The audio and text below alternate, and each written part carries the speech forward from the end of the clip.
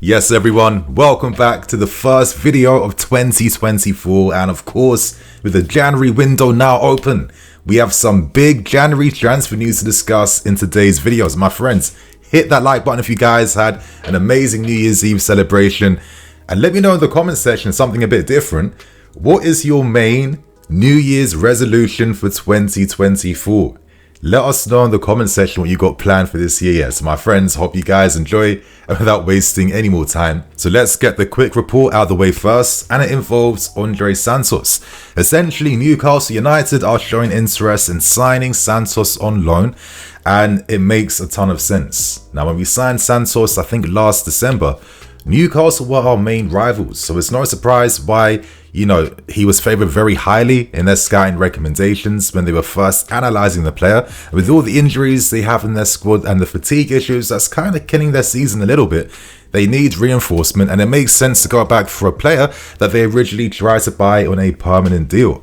Now, Andrey Santos is having a nightmare season. I actually feel really bad for this kid, and you would think that now that Nottingham Forest have a new manager, Nuno Santos, Andrey might get more minutes, but no. His last minutes was only 7 minutes against Liverpool in a 3-0 loss to Forest. So it's not been great for him. And, I can't help but feel a bit cynical around the story involving Santos, because I remember covering the reports at the start of this year, and we were really stressing and trying to get his work permit sorted out so he could, join the squad in January. And I look back and I think, what was the point realistically? But just to have him acclimatized to the club, was that it? Because I don't even think he would have played last season. And the fact that there was all this big hype and hopes around him, essentially it seems like he's, I don't want to say discard because that's too cynical, but I'm not really seeing much of a future for Santos right now. We've signed 2 more 90-year-old midfield players in the Chukwu and of course Romeo Lavia, and it does seem like Pochettino picked Ugo Chukwu over Santos, even though I thought Santos was looking good during pre-season. So I don't know. I think this guy needs minutes. He needs to play. He is, a big prospect back in Brazil. He's captaining their national team, youth teams. He's already won his first cap for Brazil as well too. So I'm really hoping that in January he gets the right move so he can start to play, show what he's about, and I really hope we don't waste 1 year of development that is so key, especially if you have any ambition to play for our club. So let's see what happens with Santos first, but I'd be surprised if he goes to Newcastle, considering Lewis Hall is not playing at all, and it's quite clear why Newcastle are deciding not to use him. I mean, they have a midfield player right there if they want to use him, and they're deciding not to, even though they have all these issues with the team. So listen, if he goes anywhere, it can't be Newcastle United. We discussed one of the big stories today too, and right now the club are hoping to sign Victor Osimhen on a pre-contract agreement for next summer. Now, the window is opening right now, and as we've learned earlier, we're hoping to sign a striker and a centre-back. Now, in the case of Victor Osimhen, realistically, you can't sign him until the summer window. But there is belief that we hope to at least agree a pre-contract agreement similar to the deal in which we first signed Christo and Nkunku. So it's no surprise to me that that could be the realistic possibility. Napoli get guaranteed money straight away. And the main, bonus and benefit of agreeing a deal like this is that there's no drawn out transfer saga. Napoli know immediately we have this amount of money to play with, which means that we can start focusing on investing and improving our team for next season, because they have fallen off a bit compared to last season. So I'm hopeful that something is agreed upon, because we are constantly holding talks with Osimhen. Constantly holding talks. I'm really emphasizing the constantly. And there's a belief that the player is more than happy and open to signing for us now for next season. And we are willing to pay the fees we have to in terms of his wages. That isn't going to put us off, because we feel like a top class striker is needed. Stats show that we're really underperforming in our expected goals. We'd be top 4 if we converted most of the chances we had. I think the benefit too of signing Osimhen is that we do have an extra way to break teams down now. I think he is, for me, the best header of the ball in world football. He is the best aerial striker in the world. We have great players to put in very dangerous deliveries, and I think Osimhen is one of those strikers that can overpower most Premier League defenders.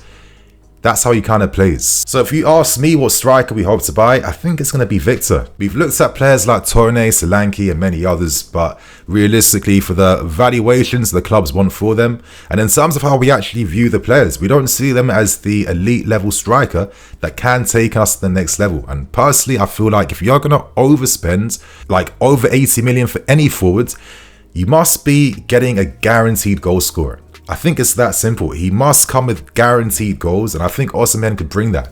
I think the other player on the list was Lautaro Martinez, and that's based off of Pochettino's recommendation. But in the case of Martinez, he wants to stay at Inter Milan.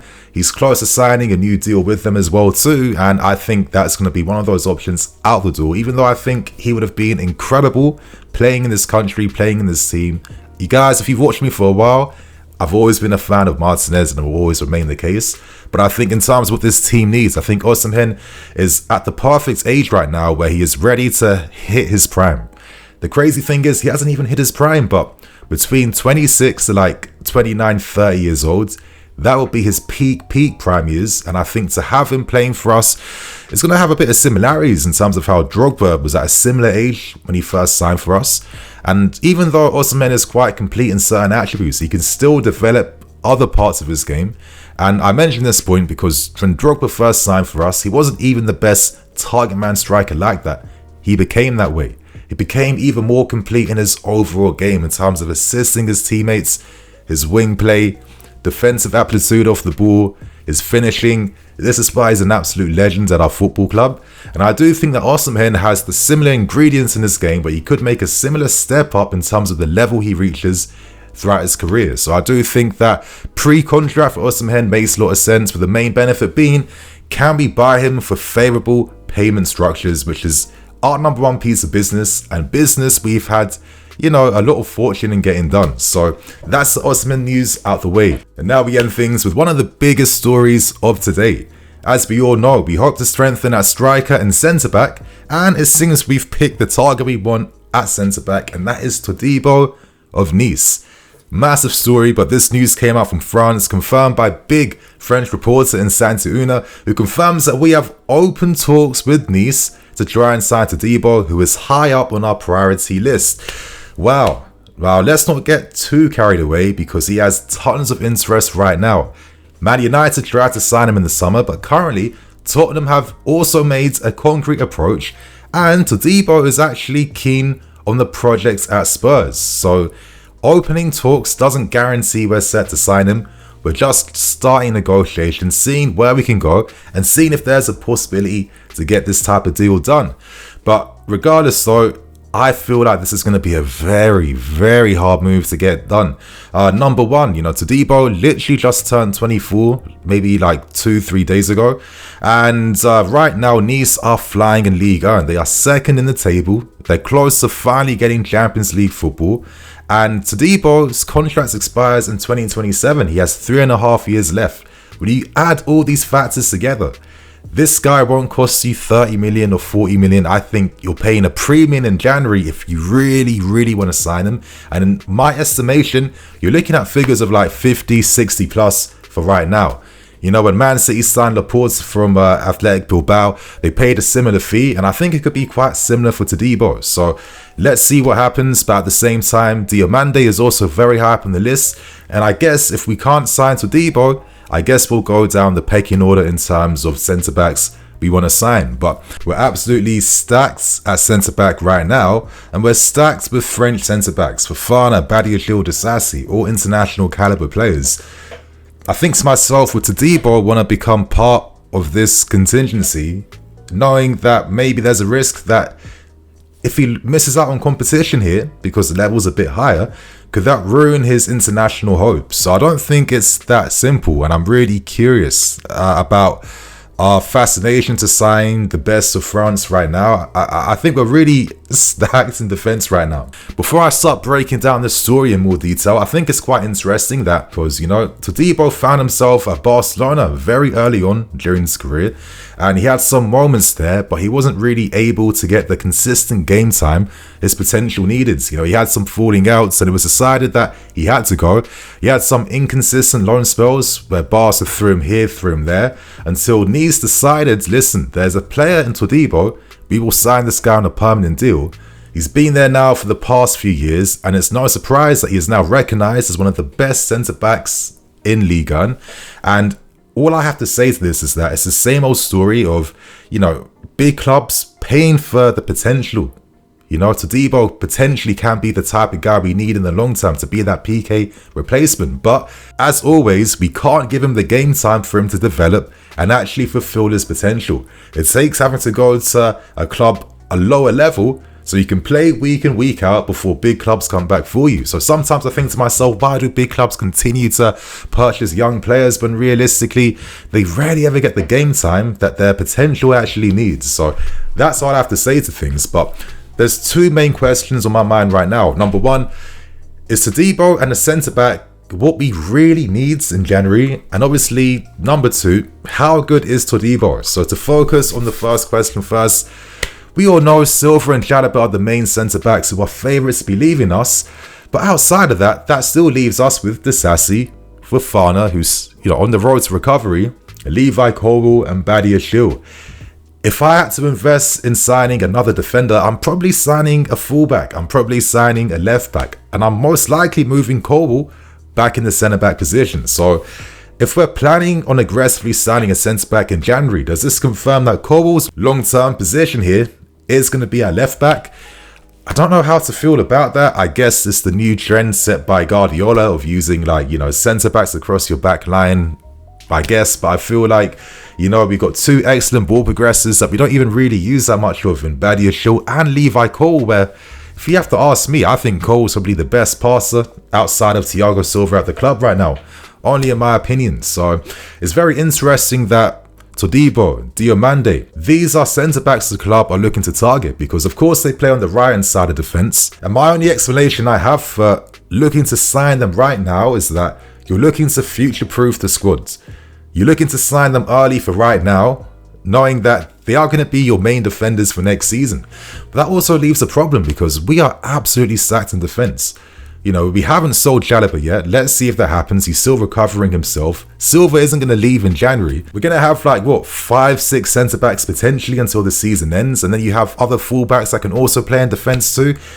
I'm not too sure, to be honest. Fofana eventually is going to come back. I wonder how he feels. Does he feel like the club have much confidence in him? If they're already targeting a player in his position where, if I'm being cynical, it's like we're trying to sign a Wesley Fofana in Todibo who only has 2 to 3 more years playing experience. Does that undermine the projects of signing young when you don't want to offer the game time to these guys to iron out their flaws and become the top players that you spent 70 million on to begin with? Listen, I hold my hands up. I'm just not seeing it fully. If you guys are seeing it in the comment section, please let me know. At the same time too, what does it say about signings like Disasi? Because again, Todibo is playing in his position. Is this a confirmation that maybe we made a mistake signing him? Because Disasi was always a box defender. Todibo is a very different profile to him. Honestly, I'm not too sure, but one thing I'm definitely sure of is probably say goodbyes to your Humphreys and your Gilchrist Academy grads because obviously there'll be no game time available for these guys whatsoever. And I just think it's crazy that we could potentially have 4 or 5 star-level centre-backs. And it feels a bit like overkill in my opinion. Once upon a time in this game, your 4th or 5th choice position would go to your academy guy or squad guy. Now it goes to guys who will cost you over 50 million.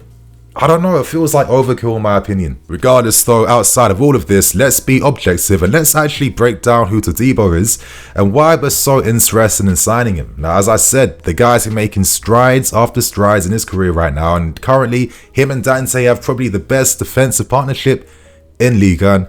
They're ranked second in the table because of this, and what makes Todibo so good is that he essentially is the type of defender that is proactive. He's a type of defender, and I see a lot of similarities between him and Rudiger in the sense that when they pressure their opponents, they get tight.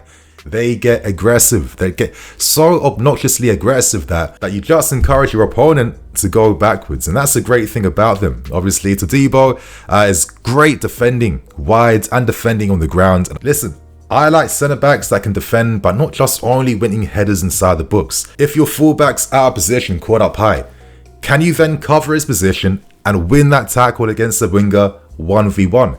I feel like for a top club, you need to have those types of players in your squad that can show quality throughout many different game states, if you guys get what I mean. And I like this like cagey style of defending that you see from Todibo. I mean, he's a very aggressive defender, very proactive, he'll leave his lines, and the fact that he ranks high for his pressures and his tackles, it does reveal that this is a guy that he knows when to time his runs out. He knows when to engage the opposition. And to be honest with you, tactically, I could see us benefiting from having a defender like this, because it should finally allow us to constantly play with our defensive line higher up the field.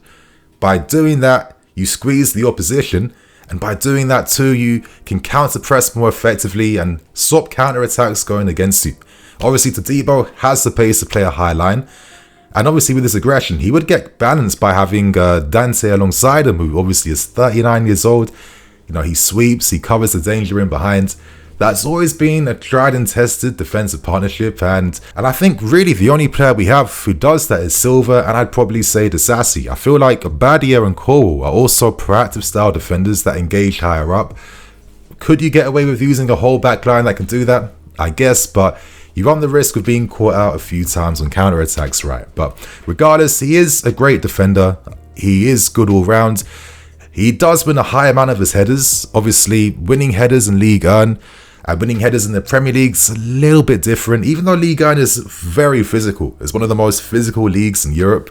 Lots of strong players. Obviously, I think the intensity in the Premier League is just a bit different. And a lot of times you'll notice that, let's say you had like 70% header completion rate in Ligue 1, that might end up being 60% in the Premier League, because you have so many great defenders aerially and so many great strikers aerially that, you know, things kind of balance out. In terms of things like passing and ball progression, there's not much to say. I mean, obviously he can pass the ball. If we can't do that, we wouldn't be looking at him. But to be fair with you, I feel like it's such a standard thing to expect from modern day centre backs that it doesn't really impress me that much. And I actually think a lot of times, you know, the effectiveness of ball progression is really dependent on the positions of your teammates further up the field. Like, if they're not going to be in good positions out wides or between the lines, then how can the centre back pass to anyone, if you know what I mean? So listen, he's good all round. He's tall, he's fast, he's aggressive, good aerially, good technically as well too. This guy objectively is a great defender. And listen, if we never signed Disasi, I'd be more than fine with signing him. But again, we'll see what happens. Maybe I'm not seeing things properly. Maybe we're going to see more changes made at centre back.